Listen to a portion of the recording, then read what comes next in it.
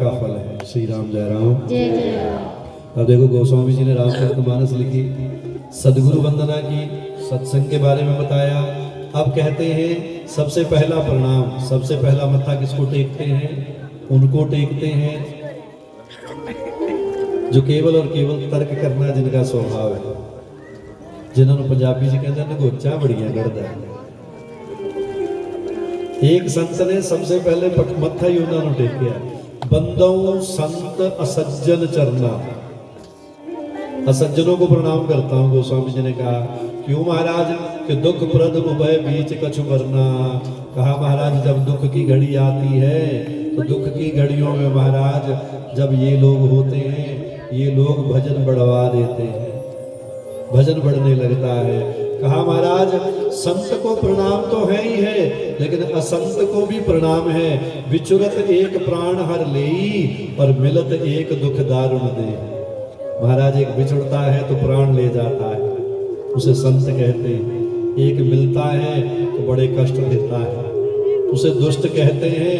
लेकिन उपजही दोनों पैदा होते हैं एक संग जगमाही, एक ही संग पैदा होते हैं। जलज जोंक जिमी गुण बिलगाही। जैसे एक ही पानी में कमल भी पैदा हो रहा है और वहीं पर जोंक जो खून भी पीने वाली एक छोटा कीड़ा है वो भी पैदा होता है। और भल अनभल निज निज करतूती लहत सुजस अवलोक विभूति। ये कोई भलाई करता है, कोई बुराई करता है, लेकिन भलो भलाई ही पै लह। बड़ा सुंदर दोहा है। जो भला है वो भलाई लेता है और लह ही निचाई ही नीच, और जो नीच होता है वो क्या लेता है? बुराई ही लेता है।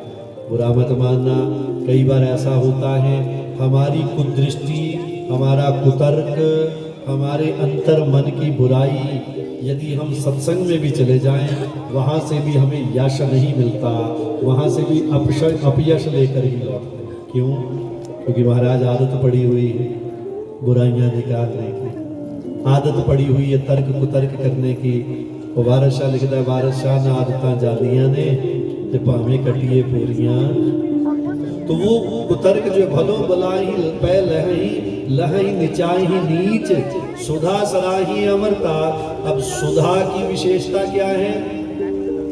अमृत की विशेषता क्या है? कि वो अमर कर देती है। और गरल सराही बीच, जहर की विशेषता क्या है? कि वो मार देता है प्यारे। लेकिन गोस्वामी जी ने कहा कभी देखा है कि दोनों चीजें एक ही जगह से पैदा हुई? समंदर से ही अमृत पैदा हुआ और समंदर से ही क्या पैदा हुई? जहर। दोनों चीजें एक ही जगह से पैदा हो रही हैं, लेकिन दोनों का स्वभाव अलग अलग है, भेद है दोनों के स्वभाव में। तो गोस्वामी जी ने कहा जड़ चेतन गुण दोषमय विश्व कीन करता। अब यहाँ कुछ शिक्षा है कि दुनिया कैसी है?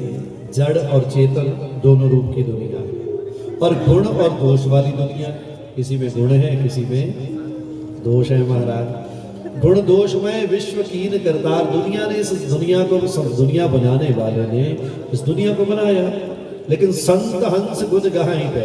संत क्या करते हैं? जो सज्जन लोग होते हैं वो हंस बनकर इस संसार सागर में आकर इस मानसरोवर पर बैठकर मोती चुनते हैं। गुण गहाई पाए, उस दूध में से मोती, उस जल में से मोती निकालते हैं। और परिहरी बारी विकार, जैसे कहते हैं कि हंस दूध में चोंच मारता है तो पानी अलग कर देता है, वैसे ही सज्जन जो होते हैं इस धरती पर रहते हैं। गुण दोष तो उनके सामने आते हैं, लेकिन दोष छोड़ देते हैं और गुणों को ग्रहण कर लेते हैं प्यारे। भगवत प्राप्ति होती है उन लोगों को जो गुण को ग्रहण कर कर चलते हैं। श्री राम जय राम। जय जय राम। और प्यारे गोस्वामी जी और कहते हैं कि जड़ चेतन जग जीव जत सकल राममय जानी। फिर कहा महाराज हमने क्या लेना, सारी दुनिया को राममय जानो। कैसे जानो? राममय जानो। और बंदों सबके पद कमल सदा जोरी जुग पानी। फिर गोस्वामी जी ने एक चौपाई लिखी, बड़ी सुंदर है। जब कोई बुरा भाव आए ना, कभी मन में बुरा भाव आए किसी के प्रति भी, तो ये चौपाई गाया करो। सिया राम में सब जग जानी,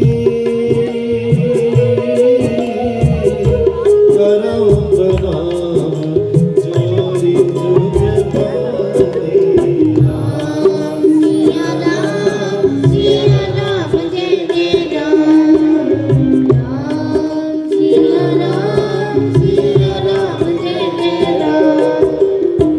सिया राम मैं सब जग जानी,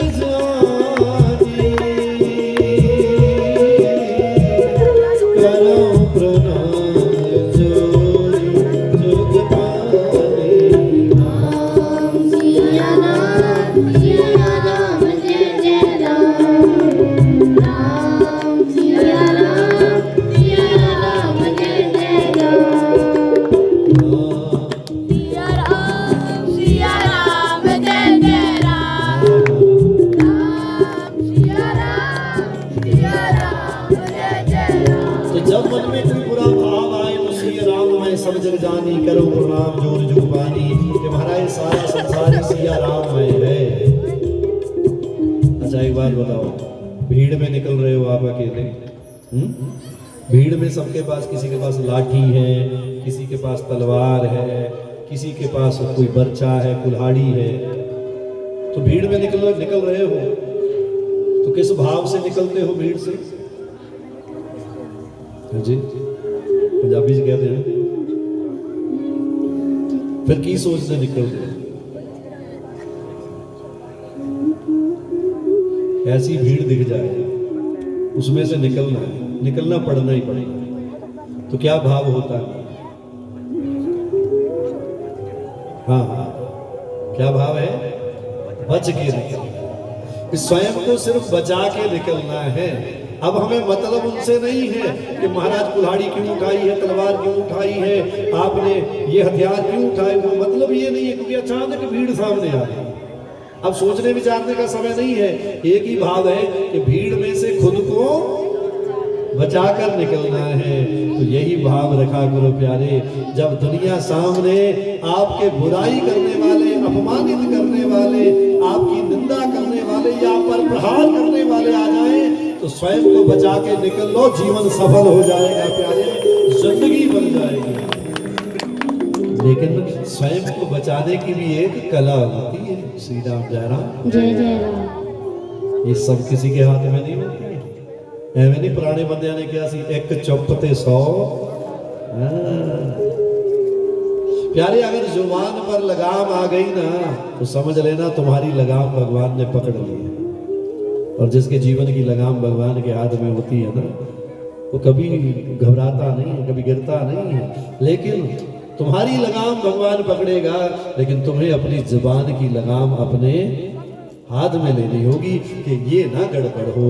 तो जीवन को स्वयं को बचाकर यदि तुम निकल लिए तो भी बहुत बड़ी बात है। श्री राम जय राम जय राम। राम सिया राम जय जय राम। राम सिया राम एक बार फिर सुन लो इस चौपाई। सिया राम मैं सब जग जानी, करो प्रणाम।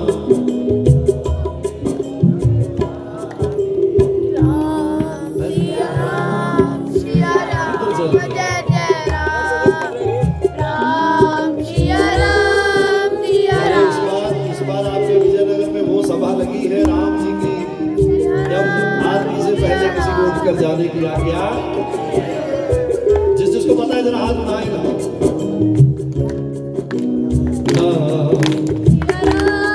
सिया राम जय जय राम। राम सिया राम जय जय राम। भाई चिंता भी मत करना, क्योंकि घर में लड़ाई ना हो इसलिए जा भी सकते हैं। ठीक 11 बजे ही आरती होती। मैं तो आनंद ले रहा हूँ क्योंकि विजयनगर से तो हमारा खास रिलेशन है, खास नाता है, बड़े लंबे समय से आ रहे हैं। ऐसा ही लगता है जैसे महाराज अपने ही घर में आ गए हैं। हम तो लगता ही नहीं किसी पराए गांव में गए, तो इसलिए आपसे हंस लेते हैं। श्री राम जय राम। इसलिए तो हमने लिखवाया है कि मुस्कुराते रहिए।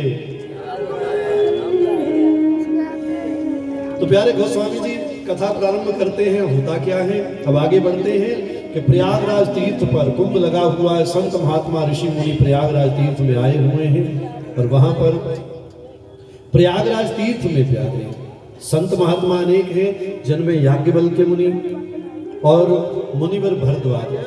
कुंभ हुआ और कुंभ क्षेत्र से लोग जाने लगे तो भरद्वाज मुनि दौड़ कर आते, याज्ञवल्क्य मुनि के चरण पकड़ लेते। 4 महीने रुके, संत महात्मा हुआ। तो जाने लगे तो भरद्वाज जी ने चरण पकड़ लिए। याज्ञवल्क्य मुनि ने कहा, मुनिवर क्या हो गया?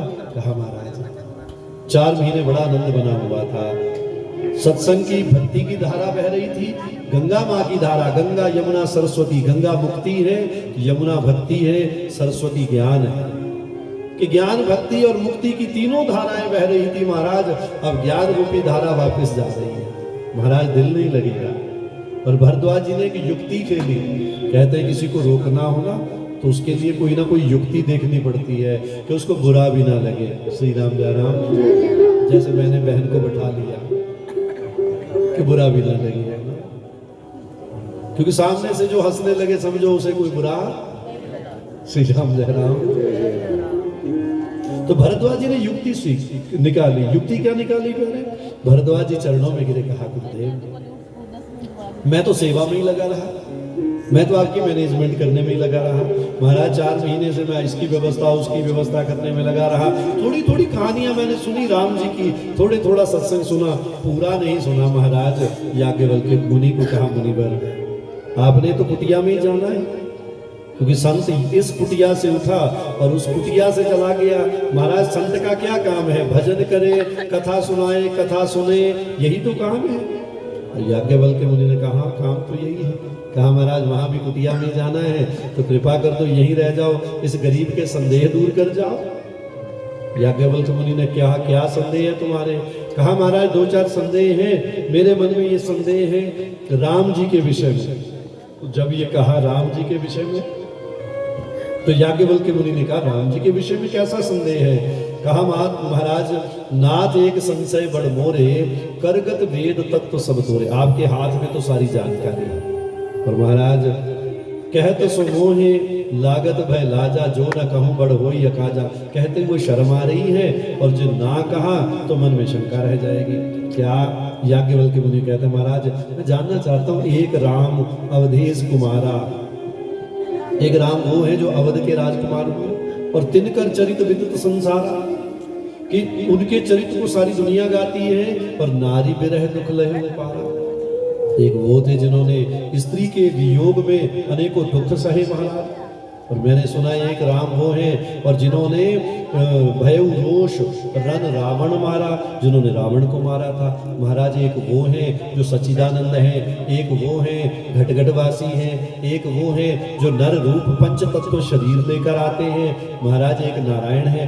बड़ा मति भ्रम हो रहा है महाराज, कृपा कर दो समझा दो। श्री राम जय राम। जय जय। मैं एक ना परिवार में गया तो वहां बैठे तो मैं उठने लगा तो सामने बेटा उनका बैठा था। तो नहीं स्वामी जी 2 मिनट रुक जाओ। तो उसके पिताजी बड़े संत संगी हैं उनके परिवार के ना, तो उन्होंने देखा कि मेरा बेटा स्वामी जी को रोकना चाहता है, स्वामी जी जल्दी में है। बैठे बैठे उसने कहा, स्वामी जी मैं वो सुनिया सी भी राम जी गए सी माता भिलनी को ले होना। मैं बैठा, मैं कहा हाँ जी वो की कहानी सी मैंने पूरी क्लियर नहीं है भैया। मैं सुनाने लगा, 1 घंटा बीत गया। 1 घंटे बाद उसने कहा ठीक है स्वामी जी श्री राम से ऐसा। जब मैं उठा वहां से तो उसने अपने पुत्र को कहा, बेटा संत को जैसे तू रोक रहा था ऐसे नहीं रोका जाता, ऐसे रोका जाता है महाराज। भक्ति कुछ कर लो, भगवान की कथा सुना दो। देख उठे भी नहीं और 1 घंटा बैठे भी नहीं। तो भरद्वाज जी ने याज्ञवल्क्य मुनि को कहा। याज्ञवल्क्य मुनि मुस्कुराने लगे, रुक गए और रुक कर कहते हैं, भारद्वाज जी ऐसा ही एक बार संदेह जैसा तुम्हारे मन में है, ऐसा ही संदेह एक बार देवी सती के मन में आया था। तो याज्ञवल्क्य मुनि का सुंदर आसन लगाया गया, बैठ के कथा शुरू होती है। और याज्ञवल्क्य मुनि कहते हैं देवी सती के मन में संदेह आया। एक बार भगवान भोलेनाथ अगस्त्य मुनि के पास गए हैं कथा सुनने के लिए, और कथा सुनने गए हैं तो कथा सुनी, अगस्त्य मुनि के पास रुके हैं। और कथा सुनने के बाद कई महीने रुकने के बाद भोलेनाथ और देवी सती वहां से निकले। अब भोलेनाथ ने कथा सुनी तो मन में ये विचार चल रहा है कि जिसके बारे में सुना है, जिसकी कथा सुनी है, महाराज उसके दर्शन ही हो जाए। अब वापिस घर जाओगे तो घर जाते जाते कोई हो सकता है किसी के मन में आ जाए, राम जी कर दो कृपा, महाराज घर जा रहे हैं, रास्ते में कहीं दर्शन ही दे दो। रास्ते में नहीं आना तो घर जाके दर्शन दे दो। महाराज घर जाके दर्शन नहीं देने हैं, हम सोएंगे सपनों में ही आ जाना महाराज। किसी भक्त का ये भी भाव हो सकता है, महाराज कल्याण कर देना। तो भोलेनाथ के मन में आया कि हे प्रभु दर्शन ही दे दो। इतने में भगवान राम और लक्ष्मण जी दोनों हे सीते पुकारते हुए निकले। जब हे सीते पुकारते निकले राम जी और लक्ष्मण जी, तो भोलेनाथ ने जैसे ही देखा तो देखते ही भोलेनाथ ने हाथ जोड़े और प्रणाम किया। और प्रणाम करके क्या कहते हैं, जय सच्चिदानंद। ਗੁਰਮੁਖ ਪਿਆਰਿਓ, ਆਪ ਸਭ ਜੀ ਨੂੰ ਬੇਨਤੀ ਹੈ ਕਿ ਆਪ ਕਿਰਪਾ ਕਰਕੇ वाहिगुरु जोत चैनल को सब्सक्राइब करें, लाइक करें, शेयर करें, सेव करें एंड कमेंट भी करें। आपकी बड़ी मेहरबानी होएगी। आपका एक एक लाइक हमारे लिए मोटिवेशन का काम करता है, तो आप लाइक सब्सक्राइब ज़रूर करें।